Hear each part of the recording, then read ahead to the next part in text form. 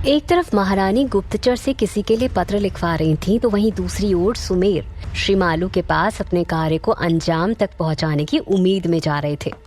महामंत्री सुमेर तेज कदम से गलियारे से गुजरते हुए अपने कक्ष की तरफ जा रहे थे। वो मन में सोच रहे थे कि आखिर इस आम्रपाली को किस बात का गुरूर है जो महाराज से भी नहीं तोड़ा जाता। यदि महाराज शुरू से ही इससे सख्ती से पेश आते तो आज ये दिन हमें नहीं देखना पड़ता। हमने सारे राजा महाराजाओं और व्यापारियों से भेंट के लिए धन ले रखा है, और एक ये आम्रपाली है जो सारा खेल बिगाड़ रही है।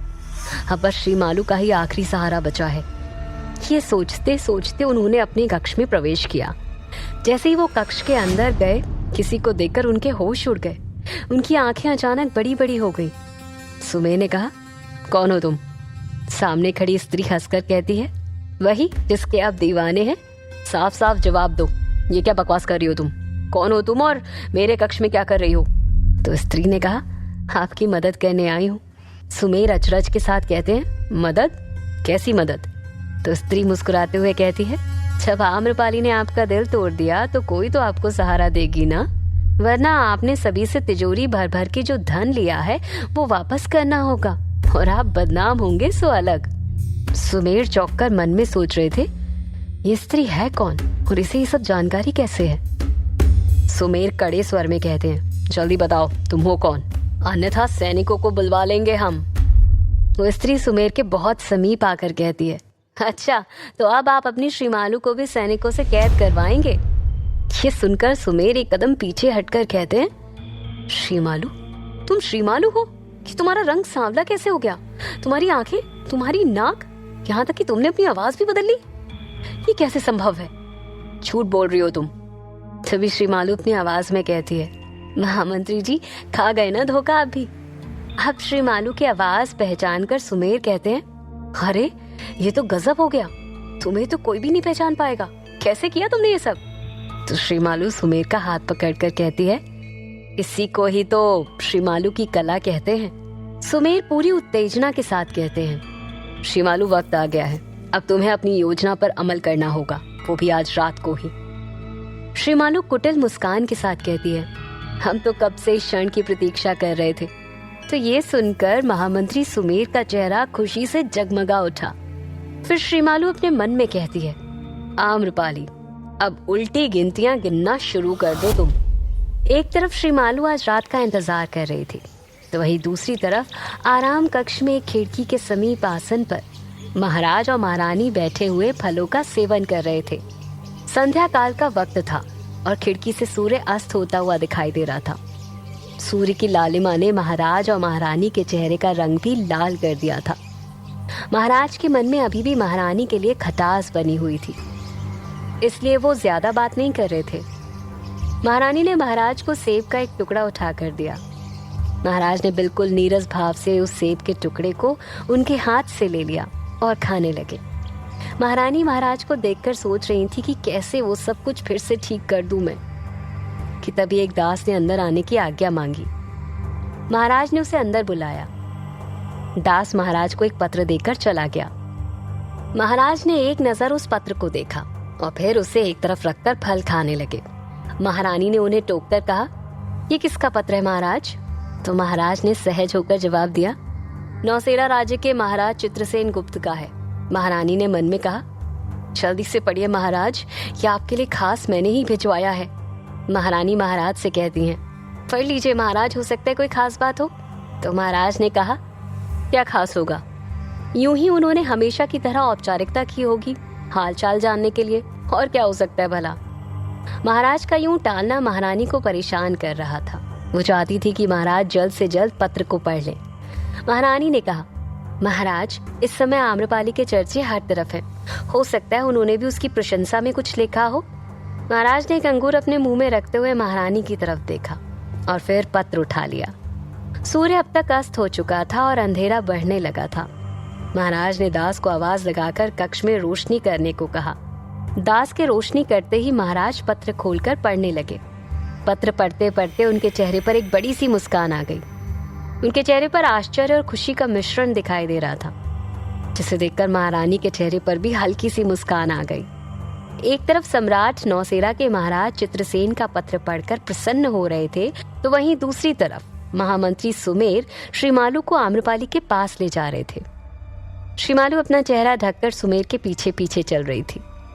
श्रीमालू ने कहा, महामंत्री सुमेर, ये कौन सा रास्ता है? तो सुमेर ने कहा, बस पीछे पीछे चलते रहिए, आज आपकी बहादुरी दिखाने का दिन है। जब से श्रीमालू ने सुमेर को अपनी योजना बताई थी, तभी से सुमेर सभी की नजरों से छुपाकर श्रीमालू को आम्रपाली तक पहुंचाने की योजना बना रहे थे। सुमेर जानते थे कि महल के चप्पे चप्पे पर सैनिक हैं, इसलिए वो श्रीमालू को आम्रपाली तक ले जाने के लिए कोई विशेष व्यवस्था कर रहे थे। सुमेर अपने कक्ष से निकलकर एक गलियारे में आगे बढ़ रहे थे। सुमेर का कक्ष महल के तीसरे और आखिरी माले पर स्थित था, जिसके ऊपर महल की छत थी।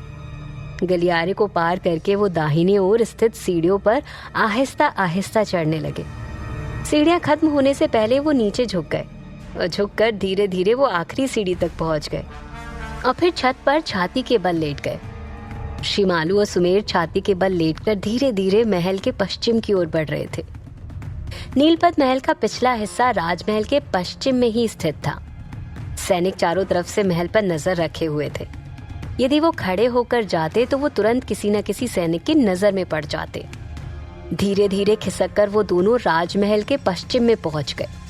श्रीमालू ने झरोखे से झांक कर देखा और फुसफुसाकर सुमेर से कहा कि तू बहुत ऊंचा है, नीचे कैसे जाएंगे?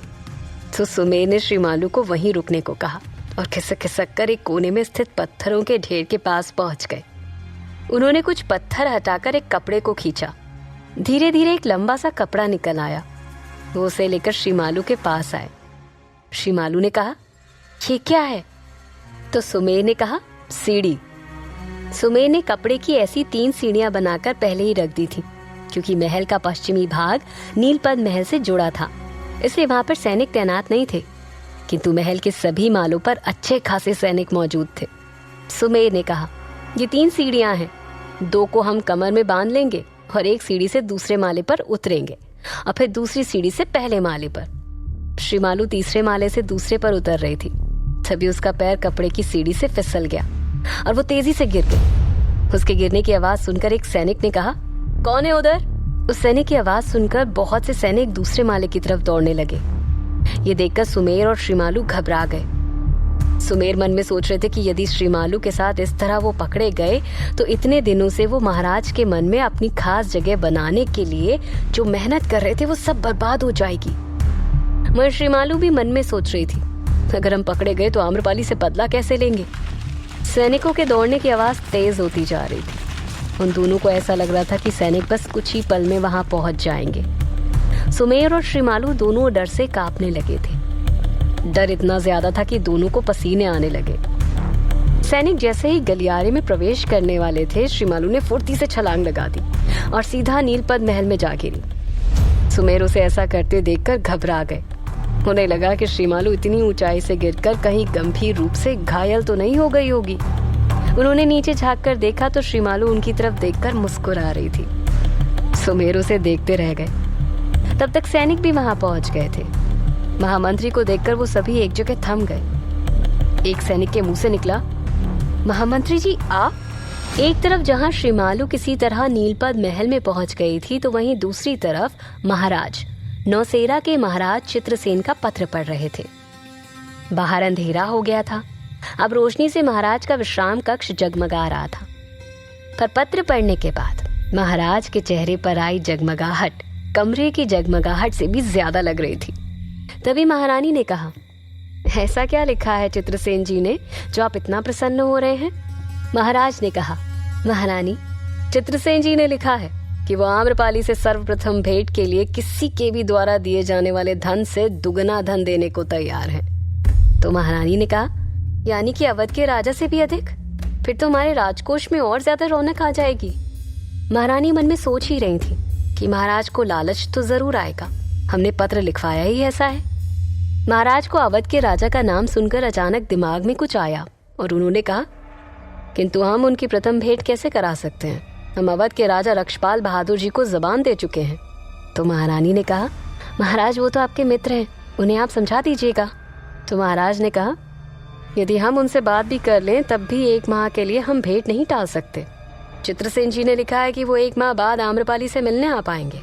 आम्रपाली को कल से भेंट शुरू करनी होगी। हम सभी लोगों को भेंट का समय दे चुके हैं। अब ये किसी भी हाल में संभव नहीं है। महारानी अब चिंतित हो गईं। उन्होंने मन में कहा, मान जाइए महाराज, नहीं तो हमें पत्र भेजने वाला हमारा राज आपके सामने खोल देगा। उसके बाद तो आप हमारा महारानी का पद भी छीन लेंगे और आप हमें अपने से अलग भी कर देंगे। महारानी महाराज के और नजदीक आकर कहती हैं, महाराज, यदि अधिक धन मिल रहा है तो 1 माह तो कुछ भी नहीं है, और जब सभी ने इतने समय तक प्रतीक्षा की है तो 1 माह और सही। महाराज महारानी की तरफ देखकर कहते हैं, महारानी, अब हमें धन की कोई कमी नहीं है।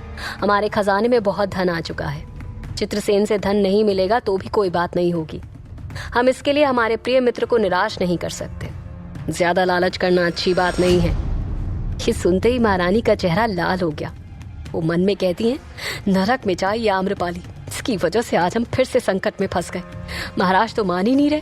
क्या करें अब हम? कैसे रोके आम्रपाली को कर्तव्य निभाने से? कैसे समझाएं महाराज को? जहाँ एक तरफ अपनी योजना को विफल होता देख महारानी घबरा गई थी, तो वहीं दूसरी तरफ आम्रपाली अपने कक्ष में लेटे हुए विचार कर रही थी। तभी किसी ने कक्ष का द्वार खटखटाया। आम्रपाली ने मन में कहा, सरना और सोम नहीं मानने वाले, फिर से आ गए। उसने उठकर द्वार खोला तो सामने एक स्त्री खड़ी थी। उसका चेहरा आंचल से ढका हुआ था। आम्रपाली असमंजस्य में कहती है, कौन हो तुम? स्त्री ने जवाब दिया, देवी में कुसुम, अंदर आ सकती हूँ? आम्रपाली के कुछ कहने से पहले ही वो उसके कक्ष में आ गई थी। आम्रपाली भी द्वार बंद करके अंदर आई और उस स्त्री से कहती है, हाँ बताओ, कौन हो तुम और यहाँ क्यों आई हो? तो श्रीमालू ने कहा, देवी, जब से मैंने ये सुना है कि आप अपना दायित्व निभाने वाली हैं, मेरा कहने का मतलब है कि आपको अपना दायित्व निभाने के लिए एक तरह से मजबूर किया गया है। इतना कहकर श्रीमालू कुछ पल के लिए आम्रपाली के भावों को देख रही थी। आम्रपाली के मुख पर उसकी बेबसी साफ नजर आ रही थी। फिर भी श्रीमालू ने कहा, तभी से मैं बेचैन हो गई हूँ। मैं यहाँ आपकी मदद करने आई हूँ। मेरे पास एक ऐसी योजना है जिससे आप पुरुषों से भेंट करने से बच जाएंगी और किसी को उसमें कोई शिकायत भी नहीं होगी। आम्रपाली आश्चर्य से कहती है, ऐसे कैसे हो सकता है? कैसी योजना है तुम्हारे पास? तो श्रीमालू ने कहा, देवी, आप ये ऐलान करा दीजिए कि आप लोगों से सिर्फ रात्रि के समय ही भेंट करेंगी, वो भी अंधेरे कक्ष में। जब पुरुष आपसे भेंट करने आएंगे तो उनका स्वागत सत्कार जरूर आप ही करना, और जब उनका सत्कार हो जाएगा तब हम आपके कमरे में अंधेरा कर देंगे। उसके बाद उस कक्ष में मैं आपकी जगह चली जाया करूंगी। उन्हें लगेगा कि वो आपके साथ समय बिता रहे हैं। इससे वो प्रसन्न भी हो जाएंगे और आपका दायित्व निभाने से आप बच भी जाएंगी। ये सुनते ही आम्रपाली अचंभित होकर कहती है, ये कैसी योजना है? तुम भी तो एक स्त्री हो। ये जितना मेरे लिए अनुचित है उतना तुम्हारे लिए भी। तो श्रीमालू ने कहा, मेरे लिए कोई अनुचित कार्य नहीं है। मैं एक वैश्या हूँ। मेरा कार्य ही है रोजाना अनजान पुरुषों से भेंट करना। ये सुनकर आम्रपाली चौंक कर कहती है, नहीं नहीं नहीं, ये सही नहीं है, मैं ऐसा नहीं कर सकती। तो श्रीमालू ने कहा, क्यों नहीं कर सकती देवी? ये पुरुषों का समाज अपने फायदे के लिए एक स्त्री को नगरवधू का पद सिर्फ इसलिए देता है ताकि वो उस स्त्री के साथ अपनी इच्छा के मुताबिक और उस स्त्री की इच्छा के विरुद्ध चाहे जैसा वैसा बर्ताव करे, चाहे जैसे समय बिताए। तो ऐसे पुरुषों को धोखा देने में कोई बुराई नहीं है। तो आम्रपाली ने कहा, बात यहाँ सिर्फ पुरुषों से झूठ बोलने की नहीं है। हम आपको हमारी जगह मुसीबत में नहीं डाल सकते। यह हमें अनुचित लग रहा है। तो श्रीमालू को लगा कि बात नहीं बनने वाली ऐसे। आम्रपाली मानने को तैयार ही नहीं थी। फिर वो अचानक से रोने का ढोंग करते हुए आम्रपाली के पैरों में गिर गई और बिलखते हुए कहती है, देवी, आपने वैशाली की स्त्रियों की मदद के लिए क्या नहीं किया? नगरवधू प्रतियोगिता के बाद जो भी उपहार मिले आपने वो सभी वैशाली की स्त्रियों के कल्याण के लिए दे दिए। आपके अभिषेक समारोह में खर्च होने वाले धन को आपने हम स्त्रियों की भलाई में लगवा दिया। अपने समारोह को रद्द करवाकर आपने हमारे लिए कितना कुछ किया है। अब हमारी बारी है आपकी मदद करने की, और आप मुझे आपकी मदद करने से वंचित कर रही हैं। ये गलत है। हम यहाँ ये कार्य नहीं करेंगे तो कहीं और तो हमें यही करना पड़ेगा ना। अपने लिए ये कार्य करने से हमें सिर्फ चंद मुद्राएं मिलेंगी। आपके लिए अगर हमने किया तो हमें पुण्य मिलेगा। आप तो जानती है ना कि जिंदगी में जब भी सही कार्य करने का अवसर मिले उसे कर लेना चाहिए, और ये अवसर हम गंवाना नहीं चाहते। आम्रपाली कुछ देर चुपचाप खड़ी रही। उसे रोता बिलखता देखकर वो मन में कहती है, हम कैसे मना करें इस स्त्री को, पर ये सत्य ही तो कह रही है। जिन पुरुषों ने स्त्रियों को भोग की वस्तु समझा है उन्हें धोखा देने में क्या बुराई है। आम्रपाली ने कुछ देर विचार करने के बाद उसका हाथ पकड़कर उसे उठा लिया और कहा, ठीक है, पर ऐसा हम तभी होने देंगे जब तक हमें कोई दूसरा उपाय नहीं मिल जाता। श्री मालू ने कहा, हमारी सिर्फ एक शर्त है आम्रपाली जी, कि आप ये बात कभी किसी को मत बताइएगा। ये सिर्फ हम दोनों के बीच में रहनी चाहिए। आम्रपाली ने मन में सोचा, ये कैसे संभव हो सकता है? सरना और सोम तो हर समय हमारे नजदीक रहते हैं, उनसे कैसे ये बात छुपाएंगे हम? फिर आम्रपाली ने कहा, ठीक है, किंतु हमारे दो खास मित्रों को ये बताना ही पड़ेगा, अन्यथा ये संभव नहीं हो पाएगा। एक हमारी अंगरक्षिका है और एक हमारी दासी। तो श्री मालू ने कहा, नहीं देवी, ऐसा मत कीजिएगा, मेरे लिए इससे कोई बड़ी मुसीबत खड़ी हो सकती है। आम्रपाली उसके कंधे पर हाथ रख के कहती है, कुसुम, तुम चिंता मत करो, वो हमारे बहुत खास और भरोसेमंद लोग हैं, उनकी जुबान पर कभी तुम्हारा जिक्र नहीं आएगा। तो श्री मालू ने मुस्कुराते हुए मन में कहा, आम्रपाली, तुमने अपने शत्रु को पनाह दी है, अब तुम्हें कोई नहीं बचा सकता हमसे। श्री मालू आम्रपाली से कैसे अपना बदला लेने वाली है? क्या श्री मालू सच में आम्रपाली को उसका दायित्व निभाने से बचा पाएगी? अब क्या करेंगी महारानी खुद को बचाने के लिए? और जब सम्राट को ये खबर मिलेगी कि आम्रपाली ने दायित्व निभाना शुरू कर दिया है, तो उनकी क्या प्रतिक्रिया होगी? जानने के लिए सुनते रहिए। आम्रपाली।